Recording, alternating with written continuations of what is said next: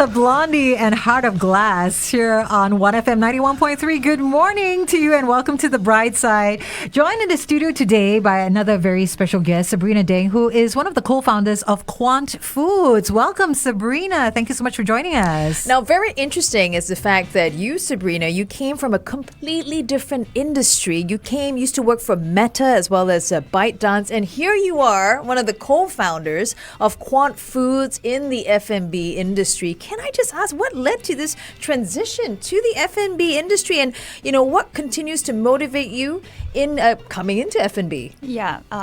First of all, thanks for inviting me here. Joining, it's actually not a very difficult situation for me to make. Because I'm a big food lover in the first place, and because I'm coming from Chongqing, and growing up we all eat like spicy food, and all along I really want to bring this kind of authentic food overseas and outside.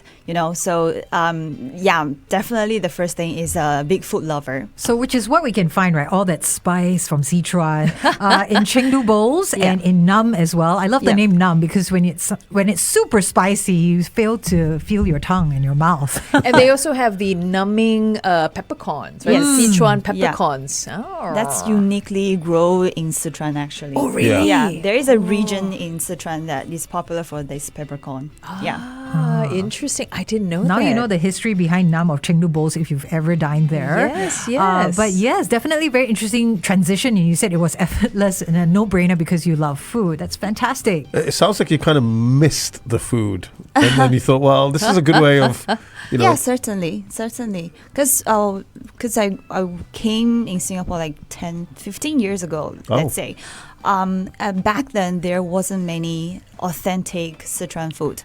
What we had, there is hot pot, definitely, but the flavor and the food we even eat, right, is very completely different from what we have today here in Singapore. I would say there are more authentic Sichuan food having been well received here in Singapore. Okay, yeah, that is great. What makes Sichuan food authentic? Yep. What are some of the key ingredients or spices? I think, yes, like peppercorn is definitely one. And even the chili, right? The chili is also different types. There are types in Sichuan which you can't find anywhere else. And also the chef, which we bring in Sichuan chef over so that they can cook more authentic Sichuan food. Wonderful. But this is a nation, with foreigners and locals alike that really like spice. So I can see how well received, the cuisine is for the crowd here. Can I just ask this, so you came from IT, and then I do know that the other two founders also came from different industries into F&B, all led by that passion for food. What do you think? Is there anything you were able to sort of like carry from your previous industry into this one? Maybe working styles that have kind of give you an edge, perhaps? Yeah, of course. So having been working in the corporate for almost like 10 years, I know good about the management, right? So if you are starting from scratch, everything you have to sort of learn from the day one, the experience. But from the corporate side, I know, let's say we have OKR, so which stands for objective key result, right? So basically, it's like on the bi-monthly. In ByteDance, we review everyone's OKR from the CEO to all the way down to even the interns. We have an OKR. Wow. Then on the bi-monthly review, we'll say, hey, have you achieved this objective? Have you delivered the key deliverables? So these are, I think, can be bringing it over to, even the management of the food, right? So for let's say for the marketing, I'm in charge of what is the by-month goal I have. Then did I hit the goal in the end of the day? And for the supply chain, right? Do we manage to find sourcing more suppliers, and have we managed to get more assortment of the, let's say, wine or other stuff? So definitely the corporate experience help us with more system and systematic way of management. Just talking about supply chain, because we knew that we know during the pandemic especially, there were supply chain issues with China Yeah. in particular. Has that been resolved? Are you guys, because it seems like you're getting a lot of your produce from there, aren't you? Yeah, to keep it authentic. We definitely, that's a very good one. We definitely migrate a lot of supplies locally. Right. And surprisingly, there are a lot of local suppliers have the right source of getting Phew. things out. Yeah. Oh. Okay, so Yeah. that's a big relief for you guys. Yes. Okay, Yeah. more to learn from Sabrina Deng from QuantFood, learning how to transition from a Yeah. different industry into the F&B. Some of these skills are transferable, some are maybe good to know anyway. The chat continues on facebook.com/1FM91.3. Back with more of Sabrina in just a bit. To our Brightside buddies, and I do believe we've got a nice voucher from Chengdu Bowls up for grabs as well. We do indeed. And for today and all this week, you can win for yourself a $100 dining voucher from Chengdu Bowl. Now, they are located at Tanjong Pagar, and Shehzad and myself, we've had a chance to go on over there. I gotta say, you gotta be prepared for the spice. I love spice, so I had a great time. Same. You gotta try things like the stir-fried ox tongue. Very well done. wow. Yeah. Very well done. Yeah. Yes. What's interesting to know is that Chengdu Bowl actually started out during the pandemic as a takeout, and then now it's transitioned into this like dine-in Right. restaurant, and you can get an array of great drinks as well, plus the food. Perfect for after work. Yes, giggles. How did you come up with a menu for Chengdu Bowls? So initially, because it's during pandemic, right? What we already have is we make it all the main dishes. Usually was sharing among all the friends if you went to the Chinese restaurant. We make it into a smaller portion and learning the ideas of the poke bowl. Then that's why we put all 6 side dishes like carrots, beans, corns right into the side dish, and the main dish one is the one that all the authentic Sichuan food you can find, like sour fish, the umami oyster beef. Wow. And then, so these main dishes are all very classic Sichuan main food. Yeah. I really like the fact, and this really impressed Shehzad and I, it really looks like those very healthy poke bowls. Yeah. You've got your greens, you've got your meats, but it's so flavorsome. I can Yes. imagine. Yeah. I'm getting hungry already. Are there some bowls here in the studio? Yes, No. we're hiding under the desk. That's great. What I really liked was the flaming beer roasted duck. Such a Yeah. sight. Which So was- fun. Flaming it's- beer roasted duck. Yeah. Actually, I want you to do it justice and explain that to them, because that was kind of a signature thing, wasn't it? Yeah, it is. So basically, the roasted, the flaming beer, the beer duck, is actually what we had when I was 5, 6, 7 years ago. Wow. Yeah, so it's I thought you were going to say 5, 6, 7 years old. Old, yes. Yeah, she Actually, said she old. did say that, yeah. Oh, yeah. you were having beer and duck together. No, because Because it's a way of how the duck was stewed Prepared. Oh. with beer. Okay. But the beer is actually the alcohol part is Burns actually off. burns off. Yeah. Yeah. So whatever retains there is make it tender. Yeah. And make it more flavorish and more complexity Wow. in the meat itself. And that's something still available at Chengdu Bowls now? Yeah. Oh, Yes. But it's also the way they do it, right? So Yeah. they bring it to you, and then the can comes out, and then Yeah. they pour it on. It's The- quite cool. Can we Or talk the about this on flame. air? Actually, I'm very Yeah. curious. I've never heard of this dish. and I'm- basically it's in front of you and it's like Sabrina, flames. what are you doing Yeah. for lunch? Can I come and visit? Always welcome. Oh my gosh, that's a really unique thing. I mean, It is, it just when is. you think you've tried it all, there are always new dishes that come up and they Yeah. surprise you. Yep. And even then, I think with the authentic flavors, it's same but not the same at the same time. So it's all about the chef, the proportions that come with the knowledge of the chef. Yes. It makes a difference. Yeah. For It's definitely sure. different. Yeah. Okay. All right. We're jumping back live on our radio. Okay. Here we go.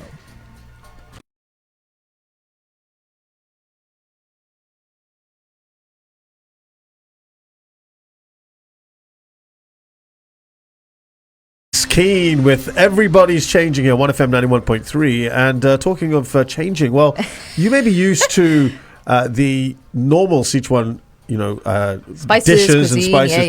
yeah. Something that I had certainly never experienced. And I went to Chengdu actually in September last year for work. And You show off. I had I was in a bubble, so all we had to do was between venue and hotel, we ate a lot of Sichuan food. It was great. And even the bento boxes, which I'm normally not a big fan of, were amazing. That's the thing. That's the thing. Because at Chengdu Bowl, as the name suggests, you get all these takeaway bowls, like poke bowls, but it's all, you got your veggies, but the main dish, the star of each bowl, is the Sichuan dish. Yeah. And it's very flavorsome. So we were just asking Sabrina Deng, who's the co-founder of QuantFoods that runs Chengdu Bowls, about this amazing dish called the Flaming Roasted Beer Duck. You guys, you did not share about this goodness with me. Yeah. But it's apparently a staple in Sichuan. Tell us how it's prepared. I mean, I've never, Shehzad, you said there was I'd never tried it before, and then you guys brought it out. Tell us about it. Yeah. It's actually a surprise to us that a lot of Sichuan restaurant here never really thought of, bringing this dish here. And when we came up with, what dining menus that we can have, we definitely want to bring something people have never tried. And that's our goal of, transitioning into F&B business, Sure. right? So this first of all, beer is something that people all loves, and which make it into a stew beer and roasted duck definitely another favorite for sure. Yeah, so we combine these two together, it's just to showcase, how innovative people were back then in Sichuan, Chongqing, right? That's true. And since you tried it, you know how flavorish and how good it is. So we are very proud of having this. Like Sabrina actually mentioned on our Facebook Live that she would eat this when she was already like 5-6 years old. Yeah. It's safe for kids to have because the alcohol gets burnt off, and what you get left, you can taste it. The beer, you can also taste. I think the flame, when you bring the flame in a pot over to the table and then you light it all up, right? And then It's you actually pour a a beer kind on of it. wine, right? That's the wine. That's Yeah. the white wine. The Right. white wine, The yeah. Chinese wine. Yeah. Yeah. Yeah, so it's really quite a spectacle. Very fun. Everyone gets excited when everything goes up in flames. Says a lot about Yeah, us I'm people. sure there's a lot of collective Yeah. laughter, Yes. everyone at the Yeah, table, a lot right? of cameras. Yeah. No, that's cool. I That's think cool. that should be It's cool. part and parcel of the dining experience Yeah. because, when you've been around here in Singapore, we love going out and finding new things and fancy things and novel things. That definitely makes for it, something to talk about for a long time. Sure. Yep, What yep. are some of the other fantastic dishes that you've incorporated but you've never really seen in Sichuan cuisine or restaurants here in Singapore? Like the oxtail, the stir-fried That's oxtail. Yes. true. Yeah, That's usually true. we eat oxtail, I think, in Japanese restaurant more. Like just a grilled one. Yeah. Yeah. But our chef also think of, hey, in Sichuan, there are definitely things that are more adventurous, like Yeah, oxtail. all the offals and everything. Yeah. Right? Yeah, Ah. so oxtail, it's something that we think, hey, they cook it in a way that it's tender and it's less, it doesn't have the strange flavor, because people will be like, ugh. Yeah, true. Yeah, some Yeah. people are not used to that, but Yeah. the way that they've spiced it is really good. So it masks it, and you get a lot of flavor, good texture. Yeah. I should work for a Chengdu Bowl. Actually, just talking about, so everyone loves beer. A lot of your food is very conducive to having a beer with it because it's spicy and nice. And Yeah. I could see myself watching sports and having this, snacking on some of the stuff that you served us along with a beer. Yeah, so we do have we call it Sichuan tapas. So we make the big portions into the smaller version, Right. so that people can try different authentic Sichuan food without really filling up their stomach. Yeah. So different variety, and also like Shehzad mentioned, it's good with having the drinks alongside. I like that. You guys first started out as a takeaway concept during the pandemic, and then you expanded into a restaurant. How was that transition like? Yeah. Was it a no-brainer for you, or were there a lot of obstacles to overcome? Actually, when it started as a takeaway concept, we didn't know that it can take off so fast organically. But the concept proves right. During the pandemic, a lot of people order from us, and it's really without the radio, without a lot of shout out, people actually order through Grab, through Deliveroo. Then we know that hey, this concept really takes off. So since then, we always think, hey, if the COVID is over, when the offline is getting more and more people attention, then we should really find a way to come back offline. Yeah, that's how we are very lucky to have landed a place in Tanjong Pagar, where it's already a very popular street for food. Can we see more outlets? Ooh. That's a very good one. We have another one opening soon at Marina One. Oh, Oh, first nice. shared on Brightside on 1FM. That's an First exclusive. shared here. An Exclusive. exclusive. Yes, yes. I want to ask because Sabrina, you're from Chongqing. You Yep. have your partner's also from Chongqing, and you Yes. have a third partner from Shenyang. Yeah. So why is it from Chengdu then? Why is it Chengdu Bowl? Because Chengdu is a more well-known city Okay. to the foreigners. Have to say that, Oh, even I though we're see. from Oh, Chongqing. does that hurt? Does that hurt to say that? Yeah, but the food and the cuisine is actually almost the same, identical. Okay. We just borrow the name of Chengdu Okay. and representing it As Sichuan. As Sichuan. Okay. But who knows, with the success they're experiencing with Numb, with Chengdu Bowls, who knows, down the road we might see something specifically from the city that you're from. Chongqing. Yeah, Yeah. down Hot the pot, road. right? That's what you Hot guys. pot is already Yeah. Big thing. Chongqing hot pot. Yeah. We Yes. already get that. Yeah, Yeah. we do. Well, Sabrina, it's been such a lovely time chatting with you, finding out a Yes. little bit more about your transition from, Meta, from the IT industry into spicy food. Thanks so much. And of course, our listeners, be reminded that there is a chance for you to win this $100 dining voucher from Chengdu Bowls. All this week, a $100 dining voucher from Chengdu Bowl. It's your chance to really partake in some amazing flavorful dishes, really tasting authentic Sichuan style of spicing and flavors. And of course, do check out the Flaming Beer Roasted Duck. It is quite a sight and it is delicious, as well as their special Wuling inspired cocktails. They're located at Tanjung Pagar Road, and you can make your reservations online at chengdubowl.com. Thanks, Sabrina. Thank you. Thank you. 91.3